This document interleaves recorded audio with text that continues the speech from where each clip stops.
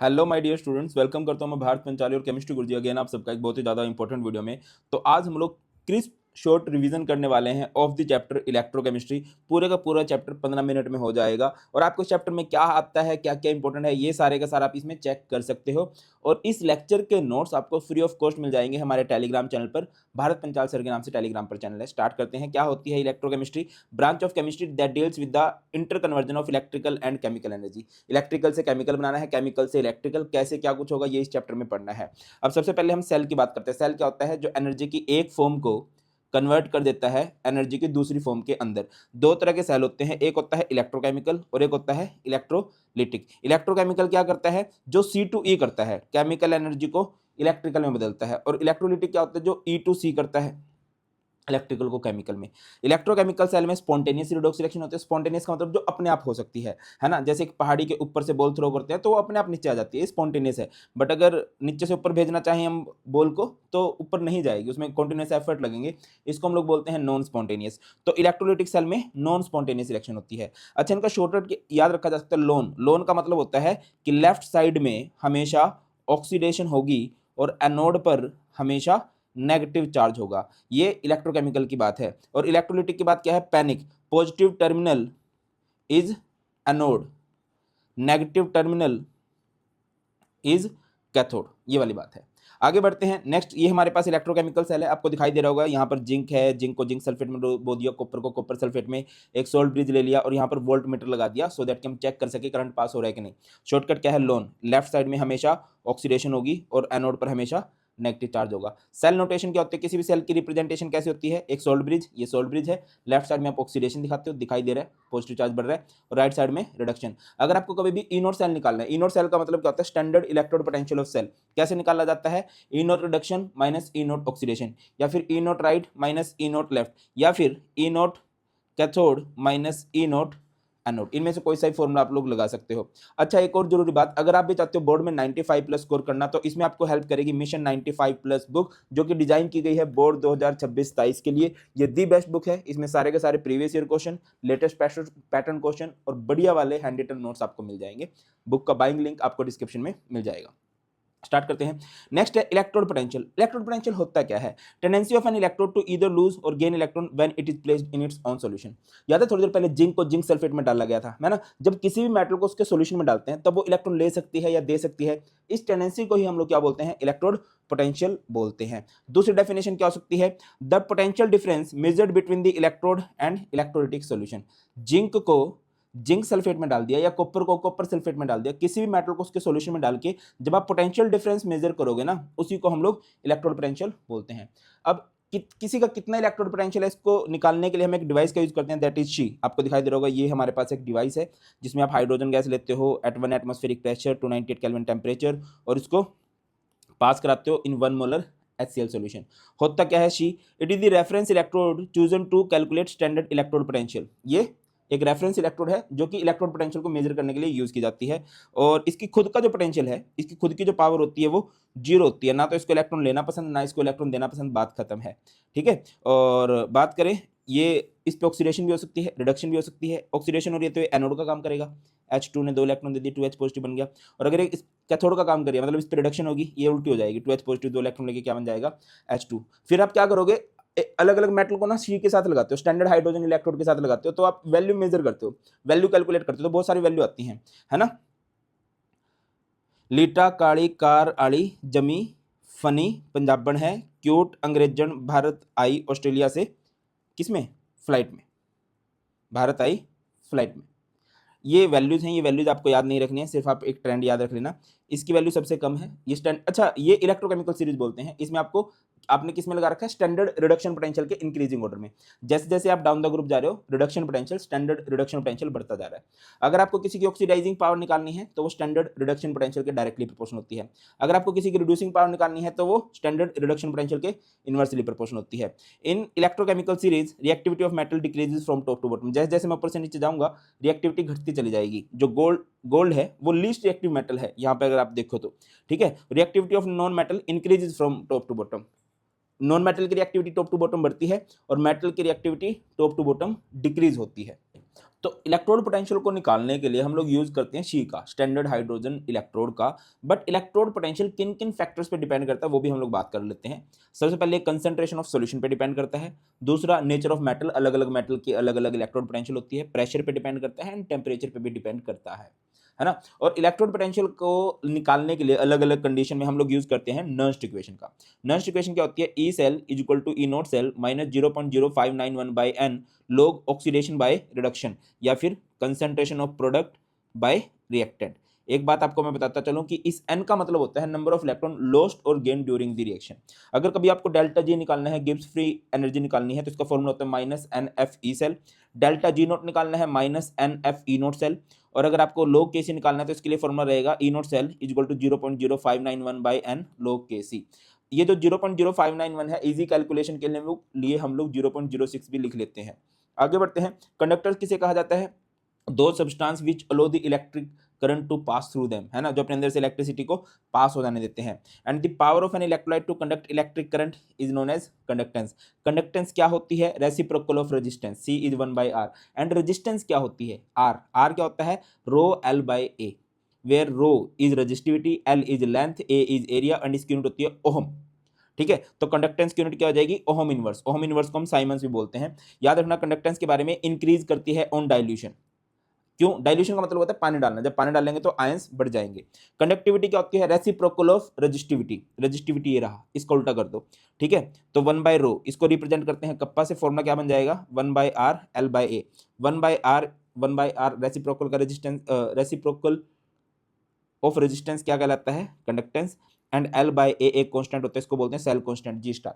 इसकी यूनिट क्या बनेगी? Ohm inverse metre inverse. सबसे खास बात याद रखना, यहाँ से बहुत बार क्वेश्चन पूछा जाता है, डिक्रीजेज ऑन डाइल्यूशन। अगर मैं कंडक्टिविटी की बात करूं तो वो डाइल्यूशन पे डिक्रीज होती है। क्यों? क्योंकि कंडक्टिविटी डिफाइन की जाती है पर सेंटीमीटर क्यूब के लिए, और जब आप डाइल्यूशन करते हो ना तो पर सेंटीमीटर क्यूब के अंदर नंबर ऑफ आयंस कम हो जाते हैं। ठीक है ना।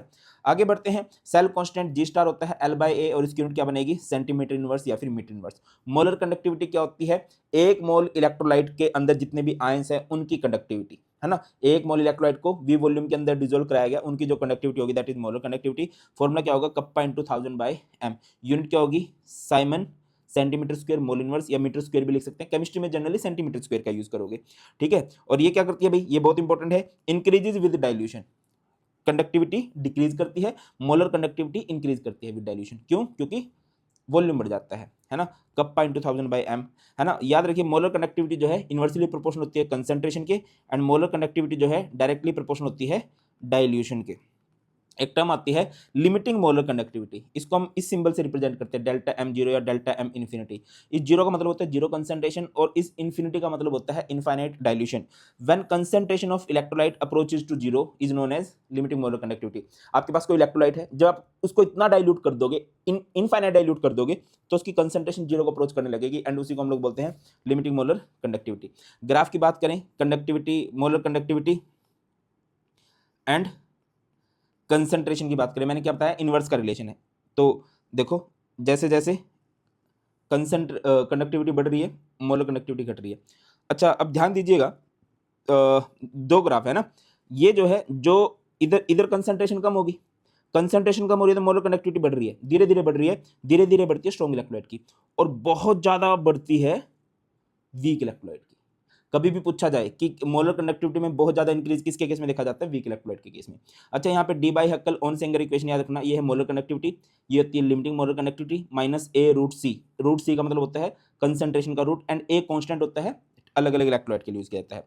एक है भाई बहुत इंपॉर्टेंट, कोलरस लॉ। कोलरस लॉ क्या बोलता है? अगर मुझे किसी भी इलेक्ट्रोलाइट की लिमिटिंग मोलर कंडक्टिविटी निकालनी है तो वो किसके इक्वल होगी? Is equal to the individual contribution, is equal to the sum of individual contribution of cation and anion. मान के चलो मैं NaCl की लिमिटिंग मोलर कंडक्टिविटी निकालना चाहता हूं, तो वो किसकी इक्वल हो जाएगी? Limiting molar conductivity of Na positive and limiting molar conductivity of Cl negative, है ना। अगर मुझे कभी डिग्री ऑफ डिसोसिएशन निकालनी है तो उसका फॉर्मूला रहेगा molar conductivity by limiting molar conductivity. अगर कभी मुझे डिसोसिएशन कांस्टेंट निकालना है, डिसोसिएशन कांस्टेंट इज Kc, इसका फॉर्मूला रहेगा C alpha square by 1 minus alpha. Next topic है हमारे पास फैराडे लॉ।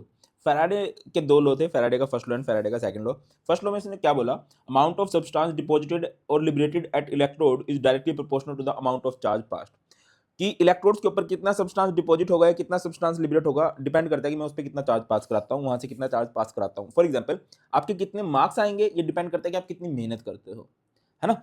तो W amount of substance deposited is proportional to Q, कितना चार्ज पास करा है। इसको सिंप्लीफाई करेंगे तो ये प्रोपोर्शनलिटी कांस्टेंट आएगा Z, इसको हम इलेक्ट्रोकेमिकल इक्विवेलेंट बोलते हैं, और ये आ जाएगा I into T, where I means current and T means time. Time आपको सेकंड्स में लेना है। जेड का फॉर्मूला क्या होगा, molar mass by N into F. F का मतलब होता है फैराडे कांस्टेंट, फैराडे कांस्टेंट का मतलब होता है चार्ज ऑफ 1 मोल इलेक्ट्रॉन, और इसकी वैल्यू हुआ करती है 96,500 कूलम। आगे बढ़ते हैं फैराडे का सेकंड लॉ। फैराडे ने सेकंड लॉ में क्या बोला, देखो फैराडे का फर्स्ट लॉ एक इलेक्ट्रोलाइट के लिए होता है, फैराडे का सेकंड लॉ एक से ज्यादा इलेक्ट्रोलाइट के लिए है। अगर एक से ज्यादा इलेक्ट्रोलाइट है, सीरीज में कनेक्टेड है, उनमें से same amount of charge, same amount of electricity अगर आप पास कराओगे तो कितना डिपॉजिट होगा। तो डिपेंड करता है कि वहां पर जो आपने अलग अलग इलेक्ट्रोलाइट लिए हैं उनका इक्विवेलेंट वेट कितना है। Weight of mass of metal A deposited कितना होगा, equivalent weight of A. Mass of metal B कितना डिपॉजिट होगा, इक्विवेलेंट वेट ऑफ बी। और इक्विवेलेंट वेट का फॉर्मूला क्या होता है भाई, इक्विवेलेंट वेट का फॉर्मूला क्या होता है बेटा, molar mass of the metal by में उसके ऊपर कितना चार्ज है। इस तरह से आप कभी भी इक्विवेलेंट वेट निकाल सकते हो। आगे भाई सेल आते हैं हमारे पास। सबसे पहले ड्राई सेल है। ड्राई सेल कौन सा सेल होता है, जो रिमोट के अंदर होता है ना, ये दिखाई दे रहा है रेडियो के अंदर जो होता है। इसमें अगर बात करें तो एनोड का काम करती है जिंक, 2 इलेक्ट्रॉन देकर Zn2 पॉजिटिव बन जाता है। और कैथोड में ग्रेफाइट रोड होती है, ग्रेफाइट रोड के साइड में बहुत सारे सॉल्यूशन होते हैं, अमोनियम क्लोराइड होता है, MnO2 होता है। ये 2 इलेक्ट्रॉन जो दिए हैं 2 इलेक्ट्रॉन ले लेता है, ये बन जाता है 2MnOOH और प्लस में 2NH3। इसकी वोल्टेज वेरी करती रहती है, ये इसका सबसे बड़ा ड्रॉबैक है, और एक टाइम के बाद ये खत्म हो जाता है। नेक्स्ट हमारे पास आ जाता है मर्क्यूरी सेल। कौन सा सेल आ जाता है, मर्क्यूरी सेल। मर्क्यूरी सेल का मतलब क्या है, जो हमारा घड़ियों के अंदर होता है ना। तो उसकी अगर आप रिएक्शन देखो तो Zn plus HgO gives ZnO plus Hg। इसकी खास बात क्या है कि इसकी रिएक्शन जो है वो नॉन आयनिक है, और नॉन आयनिक है तो इसकी वोल्टेज वेरी नहीं करती। नेक्स्ट हमारे पास आ जाते हैं lead storage battery. Lead storage battery जो इन्वर्टर की बैटरी है या जो ऑटोमोबाइल्स के अंदर लगती है, रिचार्जेबल बैटरी होती है ना। इसमें एनोड का काम करती है लेड की प्लेट, कैथोड का काम करती है लेड ऑक्साइड की प्लेट, और इसके अंदर आपने सोल्यूशन डाला है डाइल्यूट H2SO4। एनोड कौन है, लेड, 2 इलेक्ट्रॉन दे देगा। कैथोड कौन है, PbO2 जो 2 इलेक्ट्रॉन ले लेगा, और बाकी इलेक्ट्रोलाइट में से SO4 भाई आ जाता है दोनों के पास, और कैथोड पे आ जाता है H पॉजिटिव।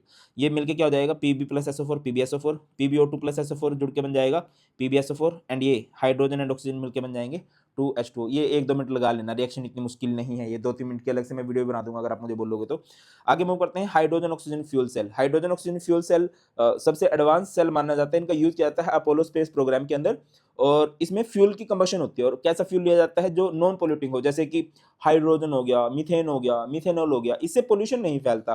ठीक है, तो इस तरफ से हाइड्रोजन गैस जाती है, इस तरफ से ऑक्सीजन गैस जाती है, तो इस तरह से है 2H2। एनोड का काम, कैथोड का काम कौन करेगा, 2O2। ये एनोड, एनोड का मतलब होता है ऑक्सीडेशन, ऑक्सीडेशन का मतलब होता है लॉस ऑफ इलेक्ट्रॉन, ये 4 इलेक्ट्रॉन दे देगा। OH नेगेटिव के साथ जुड़ के बन जाएगा 4H2। इन 4H2 में से 2H2 इसके साथ जुड़ेंगे, 4 इलेक्ट्रॉन भी जुड़ेंगे, बन जाएगा 4OH नेगेटिव। और अगर आप चाहो तो इनकी रिएक्शंस को जोड़ के लिख सकते हो, 4 इलेक्ट्रॉन से 4 इलेक्ट्रॉन कट हो जाएंगे, 4OH से 4OH कट हो जाएंगे, 2H2 से 2H2, यहाँ पे क्या बचेगा 2H2 plus O2 gives 2H2O। Next हमारे बात करते हैं कोरिजन की। कोरिजन का मतलब क्या होता है, मेटल्स का धीरे धीरे खत्म हो जाना, है ना। हर एक मेटल को कोरिजन होता है, गोल्ड को, प्लेटिनम को छोड़ के, को जो नोबल मेटल्स हैं, बाकी सब मेटल खराब होती हैं। और उसमें से भी सबसे फेमस जो मेटल है वो है आयरन। लोहे को जब जंग लगता है, इसकी रिएक्शन कैसे होती है, एनोड पे बात करें तो आयरन है, एनोड पे हमेशा ऑक्सीडेशन होगी। ऑक्सीडेशन का मतलब होता है लॉस ऑफ इलेक्ट्रॉन, इसने 4 इलेक्ट्रॉन दे दिए, 2Fe2 पॉजिटिव बन गया।